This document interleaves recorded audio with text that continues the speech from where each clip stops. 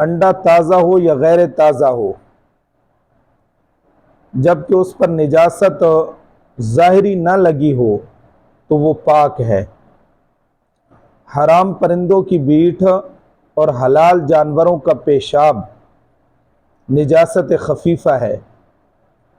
نجاست غلیظہ میں اگر پتلی یا بہنے والی چیز کپڑے یا بدن پر لگ جائے جیسے پیشاب وغیرہ، تو اگر ایک ہی جگہ یا کئی جگہ ملا کر پھیلاؤ میں ہتھیلی کے برابر یا روپیہ سے کم ہو تو اس کا دھونا سنت ہے۔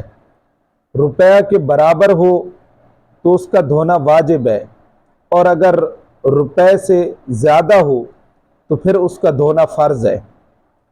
اور اگر نجاست غلیظہ میں سے گاڑھی چیز لگ جائے جیسے پاخانہ یا مرغی وغیرہ کی بیٹ، تو اگر وزن میں اندازے سے 4.5 ماشے سے کم ہو تو اس کا دھونا سنت، 4.5 ماشے ہو تو اس کا دھونا واجب، اور اگر 4.5 ماشے سے زیادہ ہو تو اس کا دھونا پھر ہوگا فرض۔